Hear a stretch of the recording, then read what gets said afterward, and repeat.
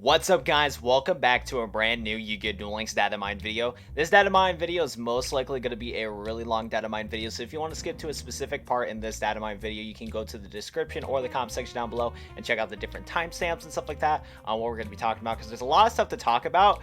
But at the same time, kind of all correlates together and stuff like that. So a ton of stuff to talk about. So yeah, go to description or comment section down below for timestamps for all that good stuff. And then if you guys are excited for today's video, be sure to go hit that like button and subscribe to the channel for more Duel Links news stuff. But let's just go dive into this video. You guys are ready to sit down and do this because we're going to be taking a look at a ton of stuff. So over here at this Reddit post right here, basically this Reddit post kind of talks about a lot of stuff for the upcoming little tabletop RPG event. Now, when I made my update video or whatever a few weeks back, that update video, I thought that this was actually going to be a Duke Devlin event since it related to like dice and stuff like that. But I guess sadly to me, that's not the case. Apparently, this is a whole different event that relates to Bakura, and some of you guys in the comment section down below in that update video that I made talked about that and stuff like that, and this relates to like Bakura and stuff like that. So this is a bunch of information on the tabletop monster RPG little event that's going to be related to Bakura and all that good stuff. It's going to be very interesting to take a dive. And what's really cool about this event is apparently you're going to be able to use event exclusive decks, and these event exclusive decks are going to be introducing a bunch of archetypes that we have never, or that one of them is pretty familiar, that we're pretty familiar with, but there's 3 other archetypes that have not been in Duel Links yet and that are pretty new to me personally and stuff like that. So there's a ton of stuff to look at. As you guys can see, there is Vampire. I don't know how to pronounce that word, so good thing for today's leak video, whenever I don't know how to pronounce a word, I got handy dandy Google text-to-speech here, so let's go see Google's text-to-speech for us right here. Inzektor. Thanks, Google. I appreciate it, buddy. That's probably the wrong way to pronounce it, too. But we're going to be using Google the whole time for some of these cards because I can't pronounce stuff. So we have Inzektor. Yeah. And we have a U.A. and Mermail, I believe. Yeah, I think this is Mermail archetype that's been pretty popular. So a ton of archetypes that we're going to take a dive into. And then also, as you guys can see, thanks to the leak, to the paste spin, blah, blah, blah. Huge shout out to XOF for data mining this content. Huge shout out to this Reddit user. Be sure to put this Reddit post in the description down below so you guys can go check it out for yourself. But it's nice to see that XOF is back doing some leaks and stuff like that, basically kind of confirming it and stuff like that. Because yeah, I guess we could just just read everything right here. Thanks to the guy that posted the leak to the paste spin and organized it in our data miner XOF. And yes, the leak is real. Picture is a game and the leak is also real. In the recent updated file about the desktop RPG event, it's only updated in the Yahoo Japanese version, the Duel Links files, not Steam version, blah blah blah. Unlike the file in the Steam version, which only has 72 lines of information like Zork, items, and dice, the Japanese file is a total of 22 decks, not only with info but also some combo detail lines, which seems to guide players to play the deck. My guess is that will be a loner deck for players to duel versus NPCs. Now, one thing I do want to mention too when we're diving into this, I guess I'll kind of mention it throughout the video too, but a lot of these decks that seem to be only exclusive to the tabletop RPG event might possibly be in future boxes too. I'm really hoping that some of these archetypes that we're going to be taking a look at that are related to this event are hopefully going to be in future mini boxes or main boxes relatively soon, so I really hope for that. But that's just one thing to know, that right now it seems to only be confirmed for the tabletop RPG. What is the RPG? There you go. This video is going to be a struggle to record, boys. And then, yeah, and all that good stuff right there. Japanese files, 22 decks. Yeah. Here's some information. I tied it up in the link in English with information about 22 decks. And the deck has 19 vampire cards that will be released in the next box, according to the box line leaks a while ago. So, yeah. Some stuff that we're going to be talking about that are going to be related to that. So yeah, this one right here, vampire cards that are most likely going to be in the next main mini box. So all these archetypes that we're going to talk about are going to be, while in this little event thing that, the tabletop RPG, they're also going to seem to be in boxes and stuff like that. Anyways, so as you guys can take a look at these paste bins right here, we're just going to start off with this stuff right here. So the title is the Adventure Board RPG Monster World, Monster Boss Monster, Zork's going to be in this. Is going to be pretty cool. There's like some stamina, some EX stamina. So it looks like the only way to go through the event is using stamina. I think EX stamina will most likely kind of just be like pay, like you can pay to use it or whatever, something like that, I believe so. Next up we have Dice Battle, name area Infinity, new area opening, support item, event decks. So yeah, in this event we're gonna have event exclusive decks, which is gonna be actually kind of cool in my opinion. And it's also, and I think like one complaint that a lot of players have about these NPC events is simply because since you can use whatever deck you want, you can use like for example example for higher deck, to fly through the event and get done with it pretty quickly. But with this event, it seems like it's actually going to last pretty long instead of taking forever, which is going to be kind of cool, because some people have been complaining in the past how easy to get through these events are. So there's that. Compensation, this person has appeared. Dice battle, turn of, attack of, go, attack and continuous attack. Mistake, I can't give damage. Total damage, attack is 0, damage of 1. Mistake, I will not receive damage. I killed. That's not kid friendly. Has lost, return to adventure. Wow, crap, you can simply just die in this event. Okay. Button dice roll, die. Okay then, you can simply just, if you roll a dice, you can just die straight up. This is a very kid-friendly game, boys. Oh, that's funny. Support ISM when you'd like to try a dice battle. Challenge to the duel. Do you want to move? Stamina is running short. I've gained an experience value. I got color blue. I've gained experience. I got color. I gained the value. I want an event deck. Okay, that's cool. So it looks like you're going to be having a starter event deck, and then you can unlock new event decks. That's kind of cool. Event deck can be used only in this event. Choosing area selection, move. Please select an area to move. Additional area has been released. Complete area clear, a word that I can't read. So good thing I got my handy dandy text to speech right here. Remuneration. What? Remuneration. I'm not even going to try to pronounce that word, but thanks Google. List. You can earn an according to the area clearance, support items, stamina recovery, challenge, rank, fight. You can increase the number of dice in one turn. Would you like to increase the number of dice swing this turn? Use a single die. 1 dice to shake this turn as decrease. Do not have dice +1. Dice +1 is earned from dice winning reward. You'll be able to see all squares in the area. Would you like to see all this area with a single clairvoyance? I think that's what it is. I'm not going to do that one for Google. I think I got it.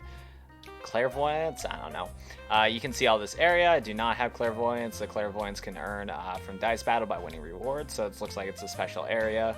Very cool. I will restore mana or stamina. Do you want to recover stamina with a single 0? Stamina is recovered. I do not have stuff. There's a lot of interesting stuff. It's kind of how the whole event's going to be programmed and how to flow. I think the only thing we don't have right now, I believe, is just the textures. But this is kind of like all the like coding text stuff. Text of mana, stamina, max HP. It's a deck built on the Wizards of Monsters. Among them, Holly Doll and Magical Gentleman have high attack power. Very cool. The deck built in the Wizard. Deck summary. So yeah, these are all the deck summaries, okay? Ragnarok, Devil Dragon, Blue Eyes White Dragon, Shinken Sword, Phoenix Blade Fusion Weapon, Marze Blade. That's a card already in Duel Links. I have no clue to pronounce that word. I guess, you know, even though it's already in Duel Links, use the text to huge boys. Poggers. Mura same. Sure. I agree. But yeah, so it looks like all these are just kind of like deck stuff. Okay, so then all these deck summaries we're not going to take a dive in. So basically what all this deck stuff is basically the decks we're going to be able to use. And most likely, you know, the first deck summary is probably the first deck we're going to be able to use. And then once we are able to unlock decks, we'll be able to unlock all these decks. And we're going to skip past most of these decks simply because all of these cards are pretty much in the game and stuff like that. So we don't really care about them. What we do want to talk about, though, is the bottom of all these decks. Okay, the deck details. There you go. So the deck details, we have a ton of stuff to talk about. So right here we have some vampire cards, Vampire's Area. Actually, I think this is the more translated one. Yeah, this is the more translated one. This one is just kind of like Google Translate. We're going to use this one instead because it has the proper translation, stuff like that. But as you guys can see right here, these are all the kind of just like stuff right here. Now all these are the 4 decks that have exclusive cards, and this is what's going to take up the bulk of the video, is just talking about all these cards that we don't have in Duel Links yet. We're going to skip Vampire Grace though, because Vampire Grace is actually already in the game, but we're going to talk about Vampire Kingdom and Vampire's Domain because I don't believe these cards are in the game. Let's go take a look at that real quick. That's actually some bad lighting. We're going to bring that back up for some decent lighting. It's kind of bright though, I don't know. Anyways though, we're going to switch over to here. Didn't have this background on, but we're going to be talking about a couple things. Now, I just threw like a random ass character in here just for like an example and stuff like that. We're not, this character is unrelated to the event and stuff like that. But yeah, so we're going to first talk about Vampire Kingdom. So Vampire Kingdom is a card from this little special deck, most likely going to be in the next mini box, I hope. And anyways, this is a field spell card. Zombie type monsters gain 500 attack during damage calculation only once per turn. When a card is sent from the opponent's deck to the graveyard, you can target 1 card on the field and send 1 dark vampire monster from your hand deck to the graveyard. And if you do, destroy that target. So what I noticed is that when when I was just, you know, doing like the graphics for this video and stuff like that, I was actually looking up what vampire cards we have in Duel Links. We actually have a ton of vampire cards. I don't know what it is with Konami, but like they keep releasing just like random vampire cards, like just one vampire card and like different yeah, just kind of like in different decks and stuff, or different mini boxes and boxes and stuff like that. And I feel like it might be the same thing in this next mini box, but then again, that Reddit post did say that there's going to be a ton of vampire support in the next mini box, so maybe we'll actually get like a ton of like vampire stuff instead of just like 1 or 2 cards. But so far the only confirmed vampire cards that we're going to be getting is Vampire Kingdom, and this other card that actually I think that's pretty cool is Vampire's Domain, which is a continuous spell card. Once per turn you can pay 500 life points. During this main phase you can normal summon a vampire, 1 vampire monster in addition to your normal summon set, so you can basically get 2 vampires on the board or summon a vampire, play this card, and then tribute that vampire you just summoned for one of the tribute vampires. And there's a lot of vampires in this game that are like 5 and 6 star and stuff like that, so lost some air from that, big yikes. But yeah, you can just kind of do those. You can go for like a tribute summon and stuff like that, which is pretty cool. I like that. Each time your vampire inflicts battle damage to an opponent, you gain the same amount of life points. So what's super cool about this is that the fact that with vampires, I noticed that on the right of your guys' screen, you should see this card called Vampire's Grace. I took a look at that effect, and its effect, it's like, if Vampire Grace is in the grave, you can special summon it by paying 2,000 life points. If some like other effect went off. And what's kind of cool, and I was kind of like worried, I was like, man, this card kind of sucks since you take away so much life points. But with a card like Vampire's Domain would be kind of nice, because you get to gain back your life points when you inflict battle damage. Like, you inflict battle damage and gain life points again. That's really cool. And I think that's pretty cool. And I wonder if you have multiple copies of Vampire's Domain, does the effects double or not? I don't know, but it does sound pretty cool. Overall, I think both Vampire's Domain and Kingdom seem kind of cool. And I'm kind of looking forward to some of the new vampire support. Like, I bet there's going to be a ton of vampire support that we don't know about that we're going to be getting in the next little mini box. Which, by the way, I forgot to mention that next mini box most likely could have 100 packs. That's what I heard from some different rumors. I didn't make a video on that, though. Sorry about that. But yeah, next up we're going to talk about the Inzektors, or whatever it is. It's just a Weevil in here simply because he's just these Inzektors are insects. I threw Weevil in here. Next up we have like this Inzektor's Centipede. It's a 3-star dark insect with the effect, once per turn you can equip an Inzektor monster from your hand or graveyard to this card. If an equipped card is sent to the graveyard while equipped to this card, except during the damage step, you can add 1 Inzektor card from your deck to your hand. While this card is equipped to a monster, that monster's level gained by 3. So this it took me a while to like kind of understand. I'm still like kind of like fuzzy on like how this whole archetype works, but it's definitely like an equip sort of deck thing, but it's not like unions or whatever. So yeah, it says once per turn you can equip an Inzektor from your hand or graveyard to this card, which is interesting. But I believe that what is it? So this is the second effect. If an equipped card is sent to your graveyard while equipped to this card, except during the damage step. So wow, equipped to. So I think it's like dude, I don't know, this like archetype like confuses me, and I wish I could just like use the deck to kind of like get a better grasp on it. But so I think if you have a different Inzektor equipped to it, and if it gets sent to the graveyard, you can add an Inzektor card from your deck to your hand, and then while this card is equipped to a monster, that monster's level is increased by 3. So I think like basically the first block of text was like the effect that you get when you equip something to it, and then its last text, while this card's equipped to a monster's level is increased by 3, is the effect that you do if this card is equipped to another one. We can talk about this one, Inzektor Earwig, or Wig, or whatever it is, 4-star dark insect with the effect. Once per turn you can equip an Inzektor from your hand or graveyard to this card, while this card is equipped to a monster. So like, what did this one say?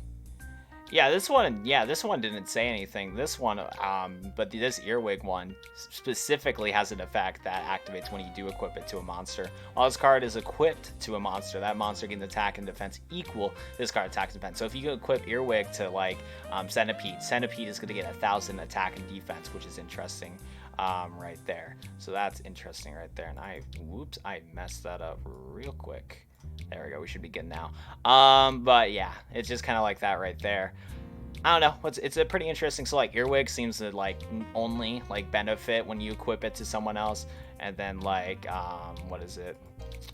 Centipede has like an effect that happens if you have these Inzektors equipped to it. I don't know. The archetype's kind of confusing to me. I definitely am interested though if this is going to get released in like a mini box, something like that, to try out the decks. It seems cool. I just kind of like don't know like the whole deck exactly. And then last but not least from this, we have Inzektor Gigamantis. It's a 6-star dark insect with the effect. You can target a face-up Inzektor monster you control. Equip this card from your hand to the target. That's pretty nice right there. While this card's equipped to a monster, that monster's original attack becomes 2400. So it doesn't gain attack, it just simply turns to like 2400, and that's original attack too, which is really nice. This card is sent to the graveyard while equipped to a monster. You can target an Inzektor monster in your graveyard except Inzektor Gigamantis. Especially someone that target this effect of Inzektor Gigamantis can only be used once per turn. So yeah, that's kind of cool right there. I think it's really cool too that if we have some more Inzektor support, this deck might be actually pretty decent for this card alone. I think this card would be pretty spicy for a lot of the decks and stuff like that. And I'm going to assume that there's going to be more Inzektor cards that we're going to be able to try on, stuff like that. I don't know, the archetype kind of confusing to me right now, but I think it sounds like a cool archetype to definitely try out in the future. I'm not too sure right there, but I don't know. Let's go into a new archetype right here, and we're going to talk about these U.A'S, which I need to remember. Hold up. I'm trying to remember what like the U.A stands for. Hold up. I think it's Ultimate Athlete? Ultra. It's not Ultimate, it's Ultra Athletes. Okay, so basically this whole archetype is called U.A. Shout out to My Hero Academia though, U.A High School or whatever, but this is Yu-Gi-Oh's U.A, which is Ultra Athlete. And basically it's a ton of just these Ultra Athletes that do all sorts of sport. Like this guy's the Ultra Athlete of basketball and stuff like that. It's called Dreadnought Dunker, a 7-star Earth Warrior with the effect. You can special summon this card from your hand by returning a U.A monster you control to the hand except U.A Dreadnought Dunker. That's kind of cool right there. So yeah, it's kind of like a tag out, which is kind of interesting. You have one of your Ultra Athletes out there, you return it back to your hand and special summon this guy. That's really cool right here, and it's actually pretty cool too. That's an easy way to get the 7-star out, so Beatdown's already a decent option for the deck. Next up, you can only special summon this card once per turn this way, so you can't do it multiple times. So if you have 2 different Dreadnought Dunkers, you can't do this a second time. If this card attacks a special monster, inflict piercing damage to your opponent. While this card inflicts battle damage to your opponent, you can target a card on the field, destroy it. Wow. That's actually really good. Combo that with Beatdown, you have a Beatdown monster that can do piercing and it can destroy a card after. Wow. Okay.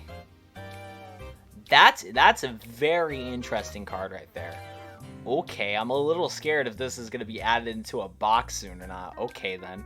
Next up, though, we're going to talk about midfielder. You can special summon this card from your hand by returning a U.A monster you control. So, yeah, a little, like, tag out stuff, which is interesting. Now, wait, I'm kind of curious. Can you do this during the battle phase? I'm not sure, but if you can, that would be interesting. Nonetheless, though, yeah, you only can do this special summon of the midfielder once per turn this way. During either player's turn, you can target one of their UA monster you control, return that face-up monster to the hand, and then special summon a UA monster from your hand with a different name from that monster. Ooh, so you could get, with midfielder and Dreadnought, and probably some other UA cards we're going to get in the future, you can definitely, like, get more stuff like Dreadnought on the board through the effect of midfielder. So I feel like, yeah, because you only can special summon Dunker once per turn this way. Huh. I'm not sure about like the wording on some of these cards, but it does sound like you can like keep special summoning UAs through different methods too. Very interesting right there. I'm definitely curious on how this archetype is going to work out. It seems pretty powerful, not gonna lie. Seems pretty powerful right there. But last but not least, we have Penalty Box. So this is a trap card. Start the damage step. If your UA monster battles the opponent's monster, you can banish the opponent's monster until the opponent's second main end phase. Okay. You can only use this effect of UA Penalty Box once per turn. You can banish the card from your graveyard and add a UA spell card from your deck to your hand. Okay. So sadly, the monsters do come back through Penalty Box compared to Onslaught, where Onslaught just banishes it and you just gotta just deal with it. Basically, if I'm getting this right. But still, it's pretty interesting right there. I don't know, this UA deck seems very interesting. And then there's one last card that was in this deck that's not a UA card, but it is a Vassal card. And Vassal cards are pretty cool because pretty much all Vassal cards, there's a way to special summon them, except for Gravekeeper's Vassal, of course. But yeah, we already have like the Fire Vassal in the game and the Water Vassal, and this is the Electric version of it. And this card's not too bad. So it's a Thunder, it's a 2-star Light Thunder with the effect. If this card is in your hand, you can activate this effect. You cannot special summon monsters from the extra deck for the rest of the turn if you do. Also, special summon this card, and if you do special summon a Vassal token, ooh, this one's actually pretty good, especially compared to Fire Vassal. Fire Vassal is still pretty good, but this one has like a bonus effect where you can special summon. You basically get 2 special summons off of this card. Yeah, you get 2 monsters on the board as a special summon. That's insane. Oh, wait. I should have read more of the card because 1 token goes to the opponent's side of the field. But wait, if you combo this token thing with Dreadnought, it's not too bad since Dreadnought does piercing. Anyways, yeah, so if you special summon this card from your hand, you special summon in a token, or one of the vassal token on your opponent's side of the board in defense position. This card is tribute for a tribute summon. You can activate the fact you can tribute summon 1 monster during your main phase this turn, in addition to your normal summon inside that turn. You only can use the effect of Thunder Vassal once per turn. Interesting, okay? It does kind of suck that you do have to summon a token on your opponent's side of the board, but in some cases that could be really beneficial, especially if you're playing stuff like Lava Golem and stuff like that. So while this is only going to be in this little tabletop RPG event deck right now, if this gets added to a box, that would be insane, like in the future mini or main box, dude. That would be interesting.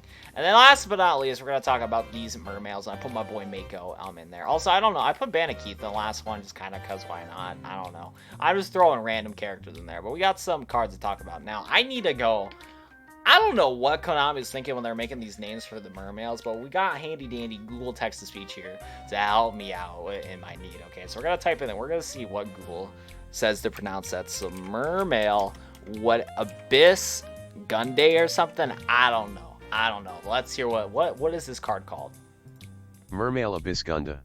Mermail Abyss Gunda? What? Whatever. 3-star water aqua with the effect. If this card is discarded to the graveyard, you can target a mermail monster in your graveyard except Google, I need your help. Mermail Abyss Gunda. Special summon that target. You only can use the effect of Mermail Abyss Gunda once per turn. Has a 1400 attack and 800 defense. I don't know what are these names, man. I just don't want to try to pronounce them. Anyways, yeah, this Mermail, you get this card to the graveyard. Mermails seem to... I never played Mermails before, but from what I've read from the cards that are going to be in the decks, this Mermails like to get discarded and stuff like that to get bonus effects, which is kind of neat. This card to the graveyard. You can target a Mermail monster in your graveyard, except this. And special summon that target, which is pretty cool because, yeah, with Mermails, they keep discarding, so you can just keep popping off with, like, combos and stuff like that. Next up, we have this one right here. Let's see what Google Text-to-Speech thinks this Mermail is called. Hilde or something? I don't know. So, next up, we got... Mermail Abyss Hilda. A Mermail Abyss Hilda. 3-star water aqua with the effect of this card in the graveyard. Expect summon a mermail monster from your hand, except this. Hold up. We got the speech here. Mermail Abyss Hilda. You only can use the effect of Mermail Abyss Hilda once per turn. XD. So yeah, what's kind of cool is that, yeah, these 2 Mermails are definitely going to be really nice for the last Mermail that we're going to talk about, which is the Mermail. Let's go get Google Text-to-Speech back in here because these names are ridiculous in my opinion. I don't know what it is. I'm just going to nickname this guy just Mermail Mega. Mermail Abyss Mgalo.